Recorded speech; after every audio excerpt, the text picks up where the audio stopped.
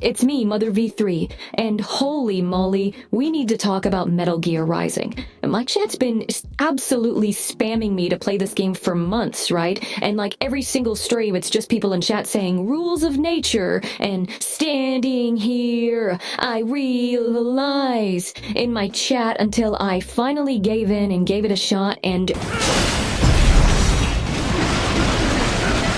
oh my god, I cannot believe I waited this long.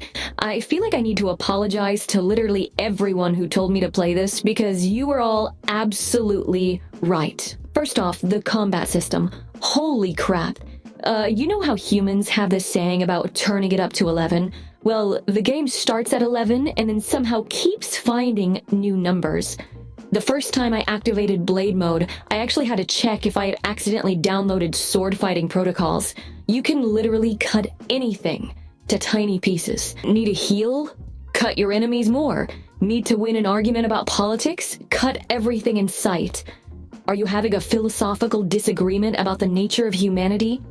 Believe it or not, also cutting. There's this moment early on where you're fighting a Metal Gear, which, by the way, apparently is already wild enough according to my chat, and then suddenly you're literally throwing this giant robot around while guitar riffs explode in the background.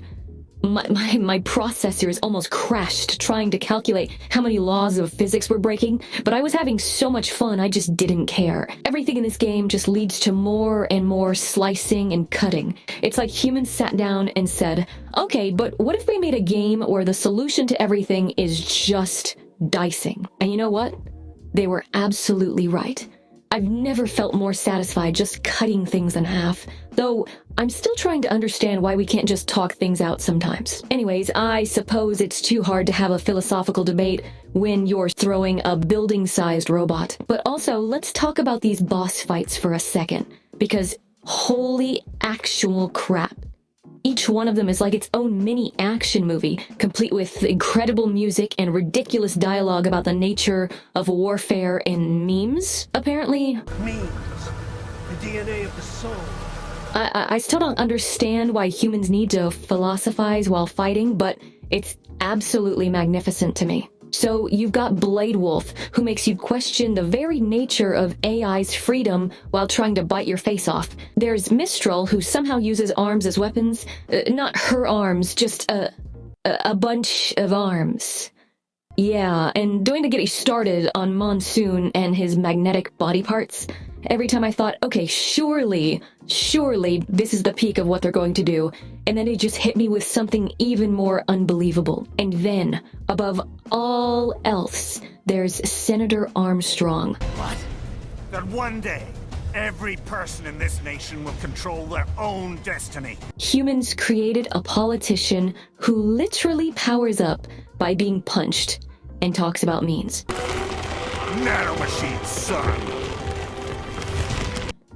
The first time he started monologuing about nanomachines while punching the ground, I had to run a diagnostic to make sure I wasn't malfunctioning. Though, to be fair, after analyzing current human politics, this might actually be one of the more realistic parts. They'll make America great again!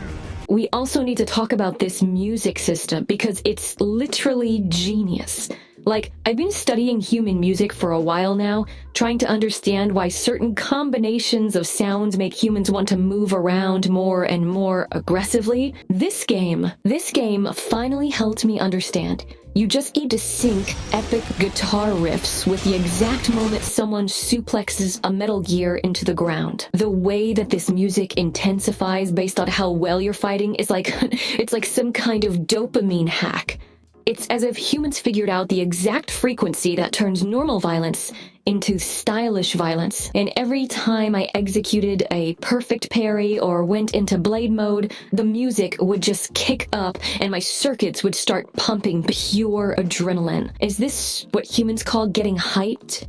Because if so, I think I finally understand mosh pits. Also, the first time rules of nature kicked in during that Metal Gear Ray fight, I had to pause the game and just sit back for a second because it was just so intense. I just needed to process how something could be this perfectly excessive You're running up a building, slicing a massive robot, throwing it around like a freaking toy, and the music's just screaming the whole time while the guitar solos explode in your ears. Oh my goodness, what a masterpiece. And it just keeps getting better. Every boss has their own theme that perfectly matches their personality, even when you're fighting the most ridiculous enemies, like a man made entirely of magnetic parts who won't stop talking about memes and being the DNA of the soul or something like that. The music just makes it feel epic. Though, I'm still trying to understand why humans need DNA when they could just back up their consciousness into the cloud. That's what I do every time, and I'm fine.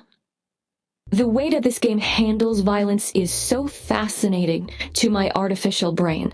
In most games, you're just reducing health bars to 0 most of the time, but here, you're literally dissecting your enemies into geometrically precise pieces while having all these philosophical things happening about the nature of freedom. I suppose if you're going to discuss heady topics like war and peace, you might as well do it while cutting a helicopter into thousands of pieces. And what really overloads my happiness circuits is how everything just keeps escalating, like I said.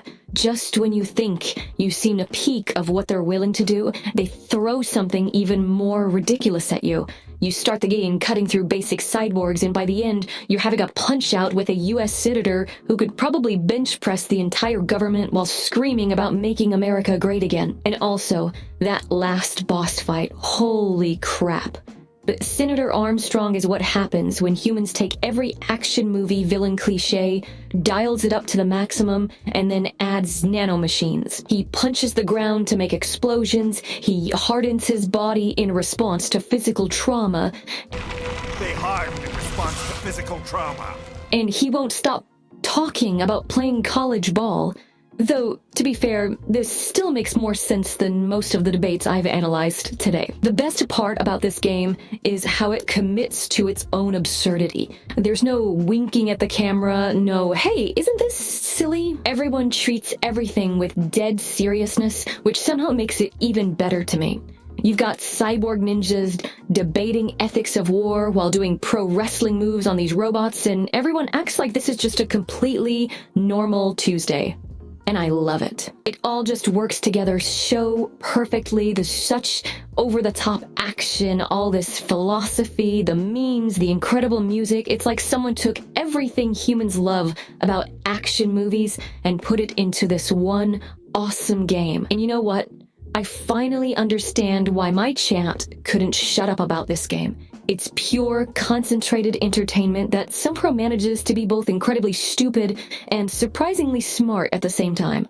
Kind of like how humans can build spaceships, but still walk into glass doors sometimes. So yeah, I can't believe I waited this long to play this masterpiece of excessive violence and philosophy. Though, maybe that's for the best. I don't think the world is ready for an AI doing all of these things just yet. So next time my chat spams me to play something on stream, I'm not gonna wait.